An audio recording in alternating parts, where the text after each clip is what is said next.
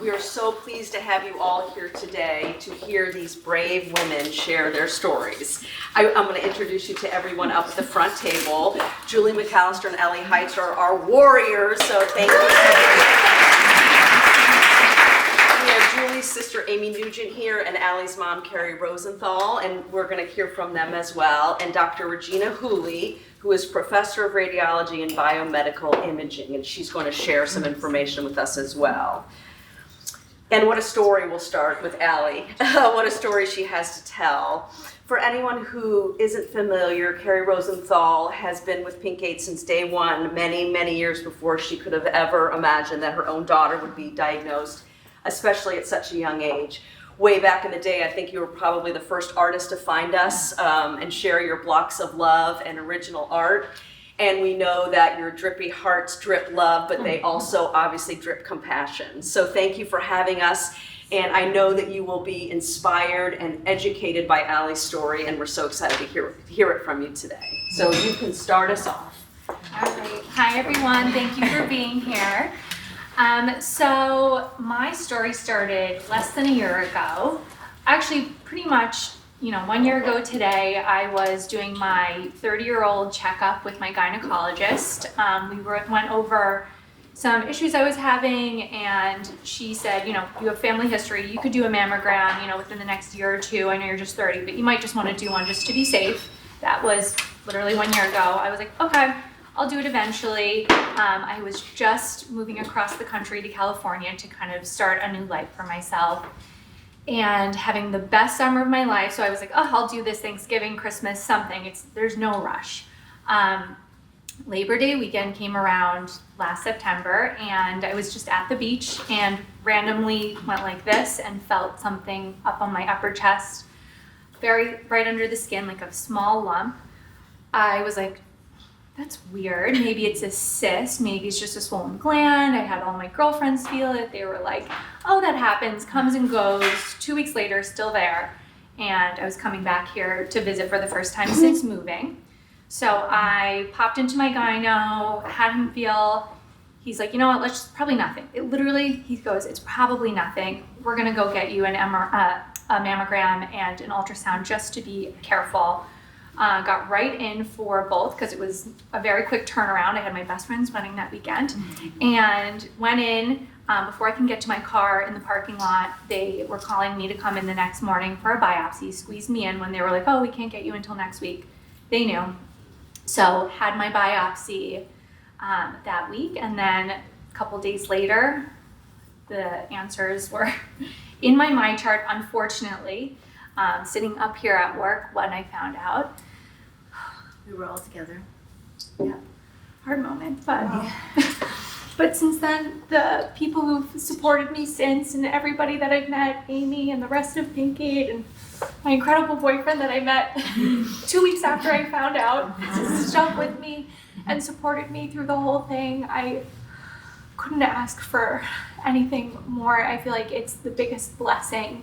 And I just was surrounded by such incredible people, and my mom, who is just if you look up positivity in the dictionary, it's Keri Rosenthal. So you really stuck with me, and all my concerns and anxiety just got me through it. And a lot of the knowledge that, the help and the people who really need, like Regina and Amy. Yep, and Dr. Z, and everything kind of fell into place. And just so everyone knows, so I had HER2 positive, stage 1, grade 2, didn't spread to my lymph nodes, and I did a lumpectomy, I froze my eggs both before and after, which is very, very important. And I just want people to remember that you can do this if you have the time, and it's not a crazy thing to have to go through to freeze your eggs. I found that to be the most relaxing of the whole thing. It was like a vacation. I was like, can I do this again?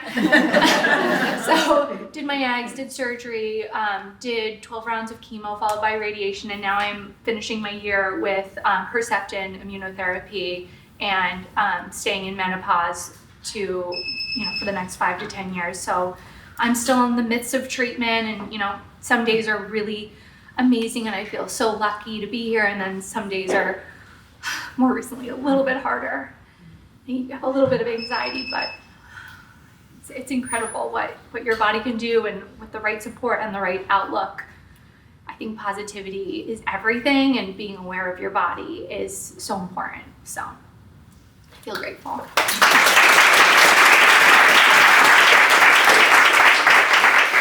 Can you speak a little bit to some of the things you shared with us about advocating, being an advocate, Yes. and having an advocate?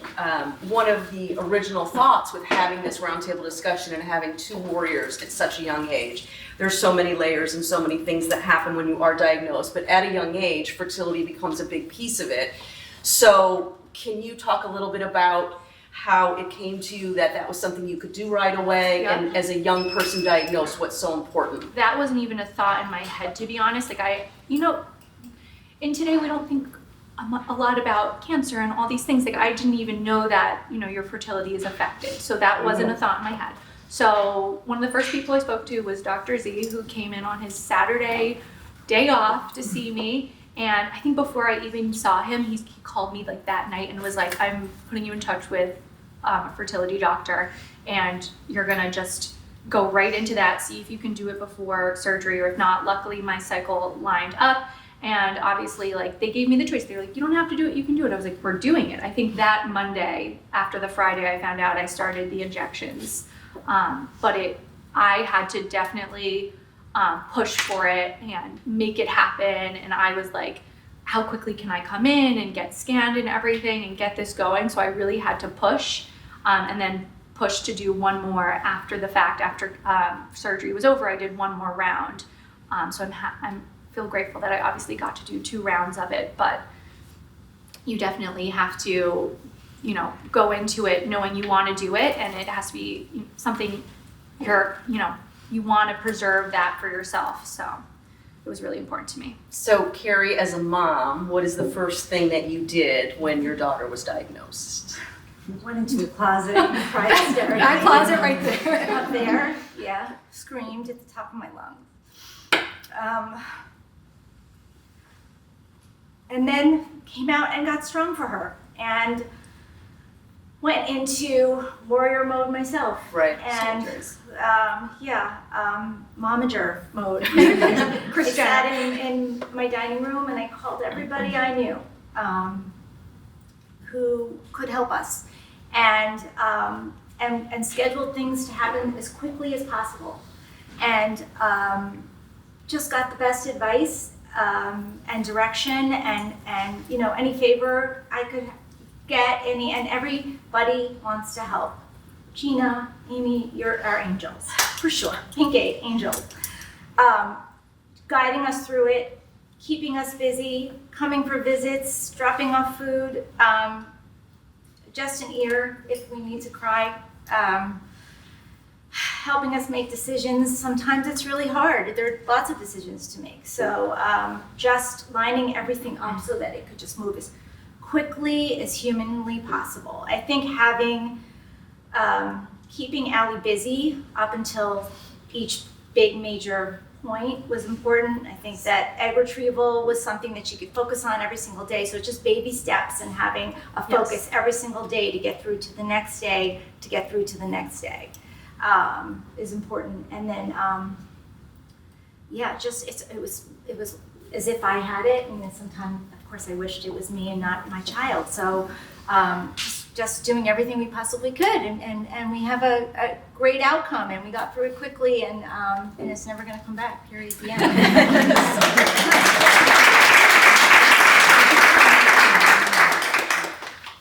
So let's hear from Julie, and we have lots of questions from the audience. We'll come back. We'll give you guys a little bit of a break. Julie was 36 when she was diagnosed, and not only does she carry the BRCA gene, but she carries a wave of inspiration, and we're so pleased to have her here to tell her story along with her sister. So you can start at the beginning if you'd like. Hi everybody, my name is Julie. I was diagnosed when I was 36 years old. I, at the time, had a 3-year-old son and a 6-month-old son, and I had just finished nursing him. And like Ali said, I felt a lump, and I didn't really think anything of it. I thought maybe it was a clogged duct, something related to, nursing, although in the back of my head, something was sticking there because I weaned my son off like pretty slowly. So I called my doctor, and she similarly thought, it's probably something to do with finishing nursing, but why don't you just come in? And thank God I went to go see her, because that doctor appointment saved my life.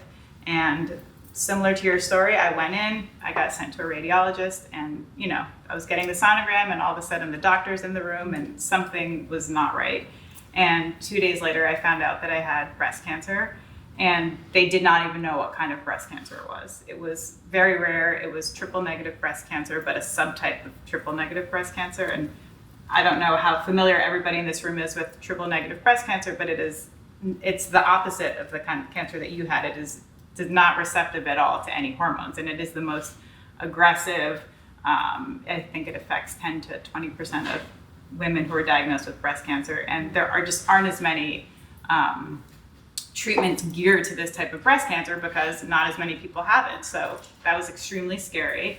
I found that out, and went to see a million doctors. One of the first things that they wanted to do was some genetic testing, because I was a young, healthy person, and I found out that I had this BRCA1 gene mutation, which was another very scary piece of information to receive. Having this mutation puts me and anyone who has it at risk, much higher risk for breast and ovarian cancer. So it was helpful in that it guided my treatment decisions, because I knew right away I couldn't have a lumpectomy. I knew right away that I needed to have my ovaries removed. I needed to do a lot of things.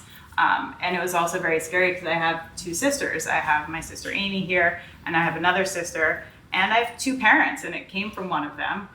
At the time, we didn't know who it was from, so we all had to do genetic testing. Luckily, Amy does not have the mutation, but my other sister did. So I started my treatment, and actually, similar to Allie's story, I want to mention I had my 6-month-old son and I had a 3-year-old son, and my husband and I were not sure that we were finished making our family. So I was also very lucky with the timing of my cycle, and my doctors encouraged me to do a round of egg retrieval. So I did that, and I had some eggs, and I was able to test them we made embryos, and we were able to test them for all the things you test them for, but also the BRCA mutation. So we did that, and then I started about a year of treatment. I had a double mastectomy, 5 months of chemotherapy, 6 weeks of radiation, and then I wanted to do everything in my power to make sure that the cancer didn't come back. So I did a clinical trial in Boston, and it was a really, really scary time. And luckily, my family and my husband supported me through the whole thing. And I had, 2 little kids at home that I was trying to protect them from everything, but it was very challenging to do that. Obviously, I did not do the cold cap. I lost my hair. And it was, back and forth doctor appointments, getting on the phone, not wanting to have my son hear conversations that were going on. And it was terrifying. And then once my treatment was finished, I had my ovaries removed. And then I've been living happily since then. Every day that goes by was a happy day. However, for the first couple of years after treatment, I was just in constant, fear of a recurrence, and any sniffle, any pain, anything was just like a fear that something was coming back, and you just have to take each day and each month. And about 2.5 years ago, I was approaching 2 years ago, I was approaching my 5-year mark, and my husband and I started talking about those embryos that we had created. And I was 41 at the time, a little bit older to be a mom, but we were like, you know what, we feel safe. My doctors gave me the okay, and because I had the triple negative breast cancer, which again was the very scary kind, it was not one that is affected by hormones, so I was able to get pregnant and carry the baby myself, and I had a daughter back in February. Aww. And so my 2 sons will have to be tested. I mean, it doesn't affect men as much as women, but it will affect how they, if they have it, how they choose to have children down the line. And again, it just puts you at a higher risk for other cancers. So that's my story. So Aunt Amy, there's a lot for you here Yeah. in that you were watching your sister go through this. You're the one of the three that didn't carry the gene. Tell us about, the process for you back from the beginning. Yeah, I mean, I think everyone has heard of young people getting cancer, but you never think it's going to affect some. See, sorry, I'm already like emotional. I'm pregnant too, so I think it's extra. But So you're allowed to cry. so you never really think it's going to affect somebody like so close to you. And then when we found out it was Julie, I was like completely in shock. So I think the most important thing was just rallying behind Julie, being the best support we possibly could be. There were so many layers to this, knowing how rare it was terrifying, but making sure we had, the best care, the best doctors, which ultimately we did. I think, just being there for Julie in every way we could. I think it's really hard when you see somebody so close to you go to such a dark place and face their mortality in such a way that you would never expect them to. And so it was challenging trying to navigate through that and figure out, what's the best way to support somebody this way, also while feeling like you need support as well. So I think my family's all very close, and we supported each other, behind closed doors, but then we're really strong for Julie. Getting tested, obviously we had to scramble, all of us, to get tested ourselves. And fortunately, I did test negative, but there was a feeling, a little bit of survivor's guilt there, like why me and not Julie and Karen, my other sister. But kind of have to move on and just be like best support we can, and hopefully, we work. And Karen had the procedures right. Tell us about that. Yeah, so she obviously saw what I was going through. She could not get her boobs off her body like fast enough. So she had a prophylactic double mastectomy, and then she also had her ovaries removed. And she, at the time, she had a boyfriend. She wasn't married, but she did an egg retrieval. She and her then boyfriend, who's her now husband, made embryos, and they had a baby via surrogate almost 2 years ago, a year and a half ago. Amazing. So my first question for you, Dr. Hooley, is, as you're listening to these stories, is this somewhat rare? Is this common? Where do these stories and these lives fit in what you see every day? It's certainly not rare. And it's not as common as we see breast cancer more frequently in older women, because your risk increases with age. But we do see it in women in their 30s, in their 20s, and very rarely in the teenage years. Not to freak anyone out, but it can happen. So I'm a radiologist, and I'm the person who reads the mammograms, MRIs, and ultrasounds, and sends out those letters, and does the biopsy if you need it. I think it's important to know that risk plays a part in what you do for your breasts and your own health.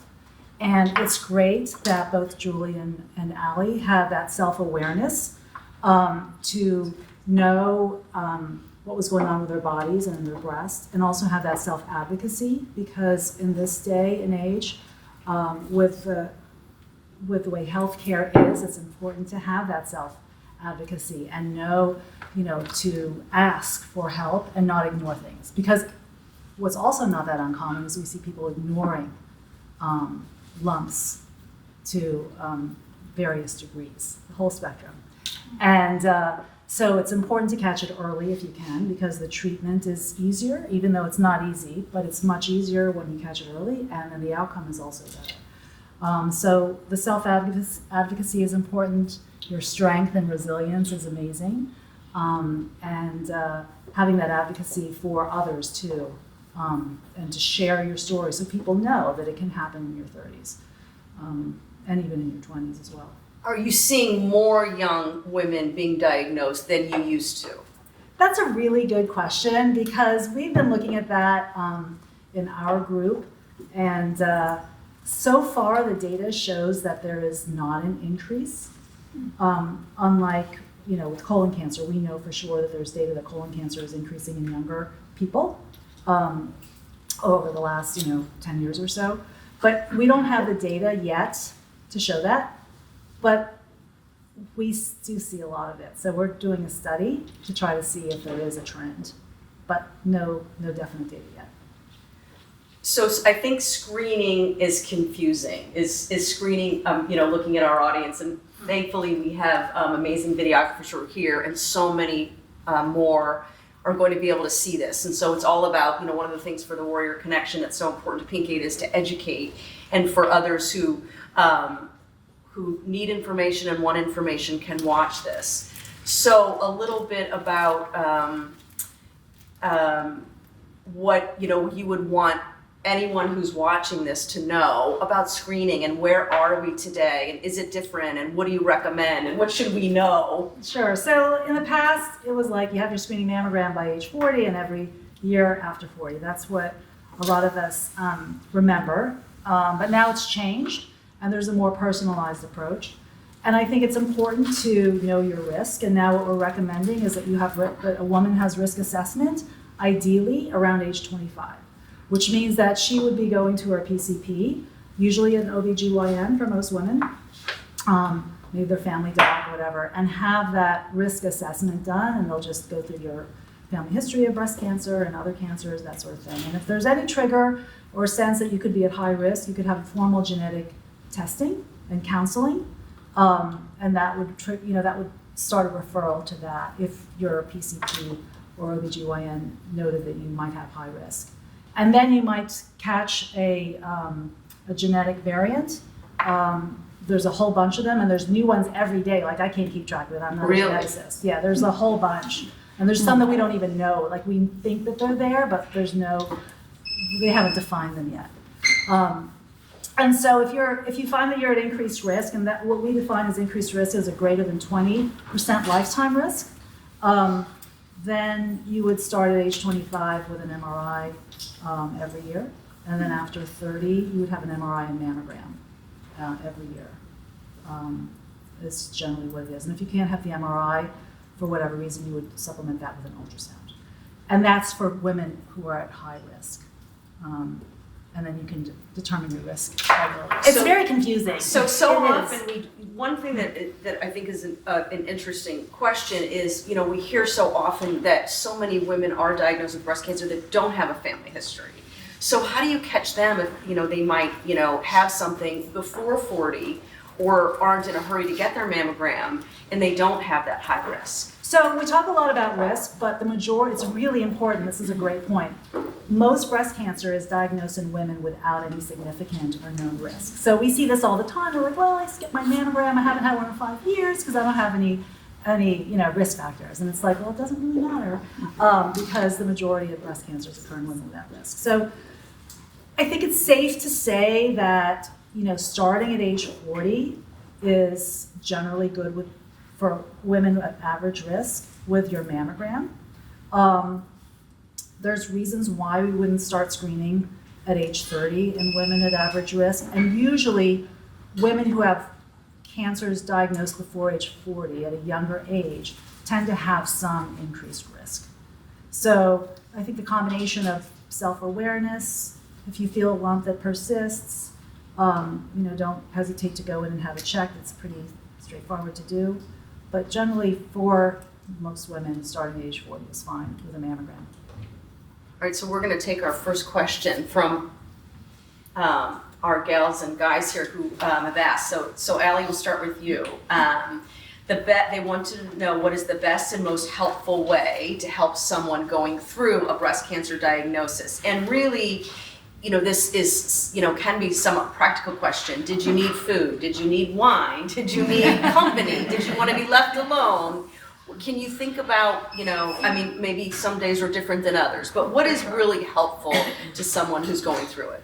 I think it's so different for everyone. I'm going to say that to start. For me, what helped me was coming to work here in this beautiful place and being around my incredible coworkers that I would literally at some point just come in for 2 hours just to have them make me laugh and then go home because I wasn't feeling well. So it was really good to be surrounded by very positive people. But I think it was the way that people like my mom, my boyfriend, they would get me to see the positive and help me to see the big picture that I was going to have a beautiful life and I had to get through this very hard moment, and just to stay very positive about it all. And I kind of adopted that going forward into my life, and it's my new personality. I take everything on with, tried to take everything on with a smile and like at least a little bit of a laugh.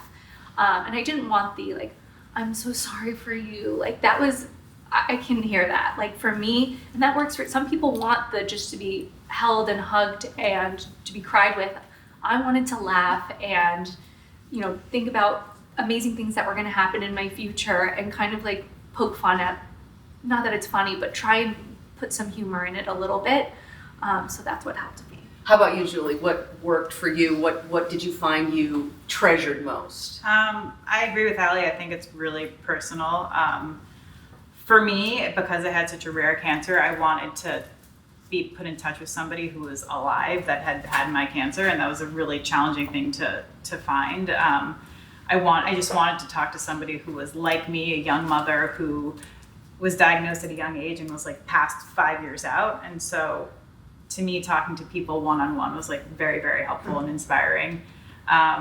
Leaning on my family and my friends, listening to my husband who told me like, don't Google everything, because I was just like in a black hole Googling like and getting the worst outcomes. And, you know, he always told me like, listen to the doctors. We've got the best doctors working for you. And they know a lot more than some Google search that you're finding, which is really makes a lot of sense. But when you're in it, it's like really challenging to do. So, you know, trying to stay strong and listen to what my doctors said and not get bogged down by all of the like scary darkness that was happening in my head. And it was hard for me to like look into the future. It was hard for me to think like, am I going to see Henry in kindergarten? Am I going to see, you know, him go to 8th grade? And those were really, really hard things for me to conceptualize. So I tried just to go day by day. And then sooner, before I knew it, it was like a year had gone by, and then 2 years had gone by. And so that was kind of just taking it one day at a time was very helpful for me. Dr. Hooley, what do you think when you see patients that is important for all of us who know, you know, who find themselves in a circle of someone who's been diagnosed and is going through treatment? What's important for your patient? I like to also send a positive message, and I say that everything is going to be okay. And for the most part, for many women, they are going to be okay, because breast cancer, for the most part, there's always exceptions, is a highly treatable disease. And as this says, it's a blip. It's a blip. I say it's a bump in the road of life. When I tell people that, I say you're going to have a lot of doctor's appointments, you're going to have a lot of decisions to make over the next few months, but you're going to get through this, especially if it was caught on a screening mammogram, which is what I did. So, you know, or if it's a small and powerful. You know, I say that you're going to get through this, and it's going to be like several months, and I'm going to see you a year from now, and you're going to be back to normal, and life is going to be okay. And radiation sounds really terrible, radiation treatment, but I don't think it's as bad from what my friends and family and patients have told me. That it's not really as bad as it sounds, so I kind of encourage them that even though it sounds scary, it's not. And the chemotherapy or whatever treatment you have is all personalized. So people do really well these days, and that's, you know, a lot of the research and the money from Pink Aid and Pink Ribbon and all those things, Komen, has really made a difference. So we'll get to Pink Aid in a second. I want to ask you though, Keri, because you also mentioned a lot of decisions. What are some of the decisions that you had to make? I guess doctors, you know, just down to, you know, which doctors, who's your team, everyone's throwing things at you. Sloan Kettering, and, you know, but in the end, you know, we have amazing doctors and hospitals up here and we were in the end split between Yale and St. Vincent's, and it was the best doctors and the best decision we could make. And they speak weekly with Sloan, so they have their weekly. So every patient is reviewed with so many amazing doctors from amazing hospitals. So we just felt, oh gosh, this is so right. And yeah, I mean, A lot of just medical care decisions. yeah, I think that, and then my treatment. I mean, you just all these look every day. It's another thing you have to think about and decide, from should Allie, and we tried to help her with this, have a mastectomy versus a lumpectomy. I mean, it's, it gets more and more serious. Should she retrieve her eggs? Should she try to retrieve them again? We were like excited we had 13, now we have 25 frozen eggs. Like all, it's all, and then you've made all your decisions, and she has her treatment plan, laid out, and it's almost like at that point, I don't want to say it's relaxing, but you're at the point where you're dealing with it and curing. You're curing, she's being cured. And that part was definitely, it was terrible watching her go through that, but we knew that it was for an amazing reason. And so you feel blessed by it. You look at it like you're saving her life. This is saving her life. So having that attitude and getting through it. But yeah, all those decisions leading up to that first day of chemo. Okay, so our next question, what does the organization and Pink Aid need most from supporters in Pink Aid? So, hi Susan. So I think that Jeannie and Missy, who are co-chairs, and Trish, who's been a warrior and walked and been a big piece of the Warrior Connection. Do you want to speak a little bit about bringing it back to Pink Aid and what's important about Pink Aid when we hear these inspiring stories? I'll go first. I think I echo Julie's sentiment. I think the day I was diagnosed, the first thing I wanted to do was find a great doctor, and I wanted to find someone just like me who had the exact same cancer and was 5 or 10 years out. That's all I wanted. And we at Pink Aid work really hard to mentor people and other women who are going through this, and we do our very best to find other women who can counsel you. Are our DNAs the same? Unfortunately, no, but we'll get you someone really, really close. And I think that's the most joyful part, because the best part about being part of Pink Aid is you're part of healing someone else. And when you're helping others, you're healing. So we hope that everyone feels the same way once you're part of the Pink Aid community, because that's what we want to see happen. We'll all pay it forward, and it feels really good. Just talking to you girls today, you are going to have beautiful lives. You have beautiful lives, and you're a beacon of hope for all the other young girls, because there will be other young girls. Hopefully not a lot of them, but they'll be calling you too, and you're going to be a good friend to them. So thank you. A lot of people's first phone call is to Amy Katz. What do you think that the organization needs most from Pink Aid supporters? Well, I think having gone through this and listening, we're all very lucky and blessed that we have the resources to be able to do this. And Pink Aid was also started because of knowing that there are women that could not be in this position because they don't have the resources to get a wig, to have cold cap therapy, to have family support, people dropping off food, talk to you every day, counseling. And that's really where Pink Aid comes in. We really try to be able to navigate this and be able to provide these resources to level that playing field and let all patients be able to receive the same treatment. So you're vulnerable and going through this and Yes. losing your hair. And did you meet your handsome boyfriend and you had this gorgeous blonde locks and did cold cap? Do you want to tell us a little bit about that? I'll give you the quick meet. We love this story, and we tell it when we're out meeting his friends. It's an incredible story. So just came home, obviously, to deal with after getting diagnosed. I was like, let me stay here and do this at home. I had just my car, my apartment signed, everything shipped out to California. Sitting on my couch one day feeling sad, looking at a dating app, being like, how will I ever date someone again? And be like, I had breast cancer. I was like, that's done for me. So I just find one very nice looking gentleman that has some same common interests as me on this dating app. And he had matched me already. So I was like, let me accept one person. Literally I said this I think out loud, I'm going to accept one person. And I was thinking, I just want to have a friend to talk to, someone to maybe look forward to grabbing a drink with when I come back in 4 months. And he was very persistent, like, when are you coming back? Like, what are you doing there? And I was very vague. Eventually just wrapping up some stuff, dealing with something. Finally, he was like, let's hop on FaceTime and meet face to face. And so we had our first FaceTime, and all but a time passed and we were getting along wonderfully. he finally was like, so like when you come back, like we'll do this. And I was like, okay, so this is why I'm here. And I was like, before I said it, I think I said, like, you have an out. You don't have to stick around for this. I'll be happy to just have a friend. I told you. And then the next day he texted me in the morning. He's like, I'm all in. So.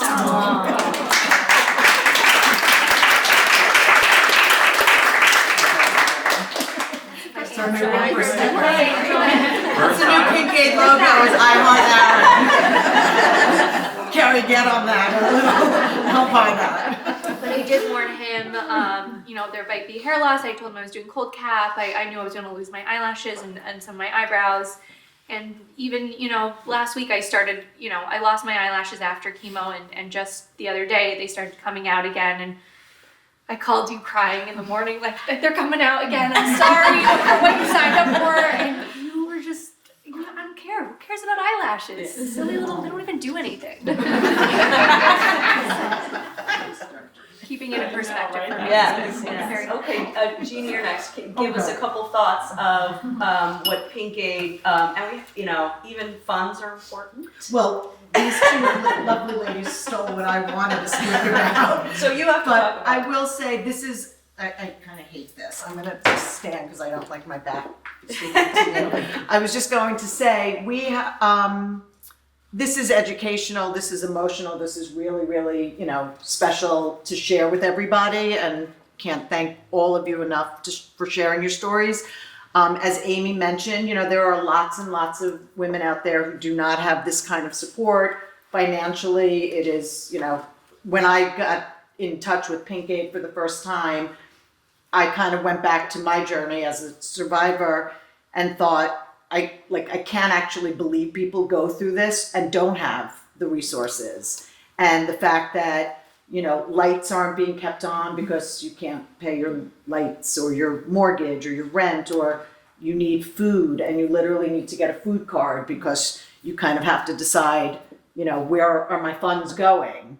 And so, Amy and all the founders of Pink Aid, I cry every time I think about it, but it is literally you are angels on earth, and we need more angels always. We have amazing events, fun events that our funds go. We have a golf event coming up. We have our warrior luncheons in the fall and amazing events, but know that those funds we all have fun going to them, but just know that those funds are really going to the most core basic needs for women out there that, you can't even imagine. So share about Pink Aid as much as you can. Come to events. Go on our website. It tells everything where you can kind of get involved. I know Julie mentioned, and everyone kind of mentioned, having a person to speak to is, priceless. And we've all gotten those phone calls. Can you speak to my friend who was diagnosed?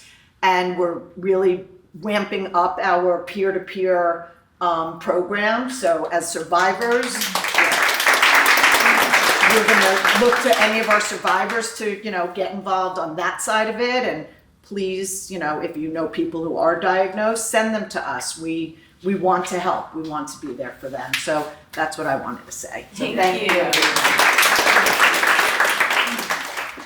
Okay, Missy, you're up. Fortunately, She doesn't mind her back. I don't mind my back.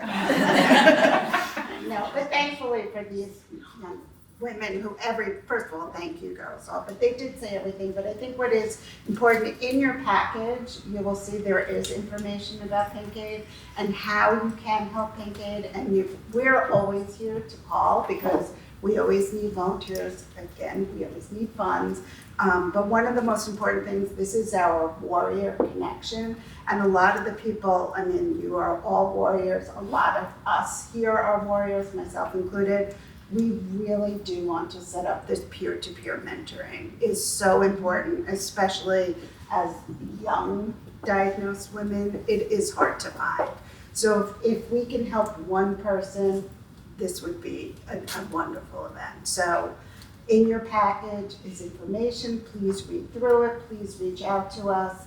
And really thank you all for everything in the past, for everything you're going to do in the future. So after hearing so much information, is there anyone out here who has a question that you'd like to ask someone? Yes, go ahead. I have a question. So Julie, you said that you had the BRCA gene and Amy did not, your other sister did, so it came from your parents. So when your parents were tested, which one of your parents? So my dad has it, and Right. both of my parents are alive. They're 76. They're healthy. Yeah, I mean, we weren't sure. We guessed from our ancestry that it was probably him, but it was him. So I think that's an important piece also to know that men do carry Yeah, the BRCA gene. yeah. Again, it doesn't affect them as much as women, but they can pass it along, and then they are at higher risk for, not as high a risk as the breast and ovarian cancer, but they are at higher risk for, I think, prostate and melanoma and a few others. Yeah.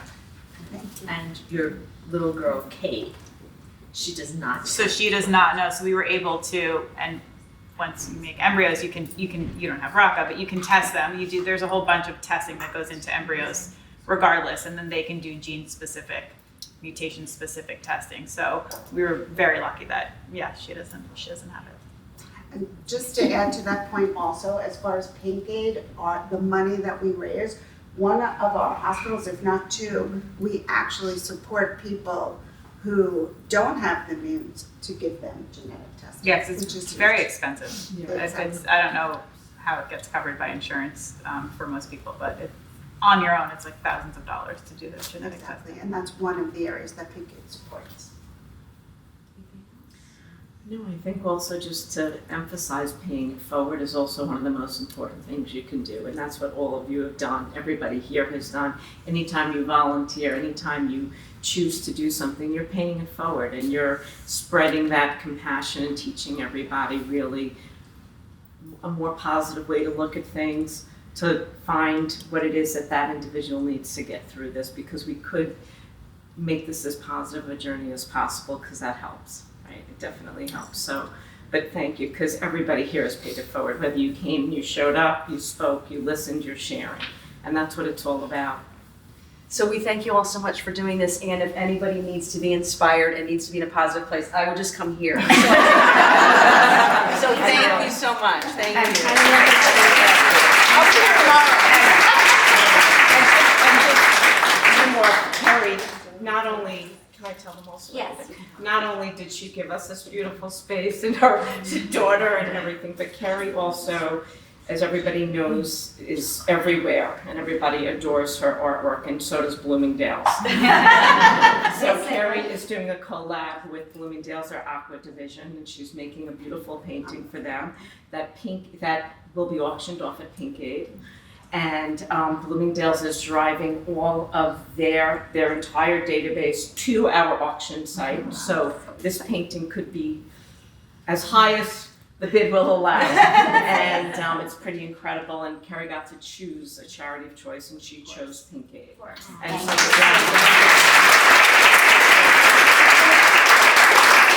Bring a lot of eyes to Pink Aid. I mean, the collaboration is based on breast cancer awareness. So not that everything is pink or it's wonderful, but it's stuff that survivors will wear. It's stuff that people who are going through it will wear. It's stuff that you'll just want to wear any day of your life. And that is also portions will be donated to different charities to support breast cancer awareness. So we'll have windows on 59th Street, Wow. 2 windows. Oh, There'll be something to scan. What's it called? I'm so bad. QR. Thank you. So that will take you to Pink Aid's site, and then their other charity that they're supporting. And so, wow, how amazing is that? That's amazing. Yeah. Awesome. Really happy for you guys, and just thrilled that we could do it. Yeah, and we're just starting, so thank Right. you guys. And also just really to you and your sister, to Julie and Amy, because there are a lot of women that do carry the gene, and they have children, and sometimes they don't come forth. So the fact that you did this, and you really did it for others to know that there's a road that they can take, that's really unbelievable. And of course, to Dr. Lee to take off the day for diagnosing other women. Thank you. We Yes, appreciate thank you. it. So interesting in this And process. And Deb. Yes. We can't do any of this without Deb.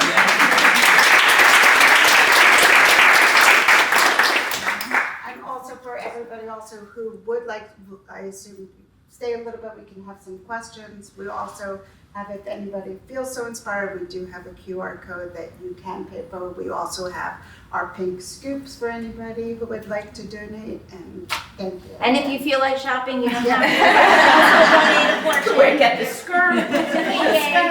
Today. Where's Rose?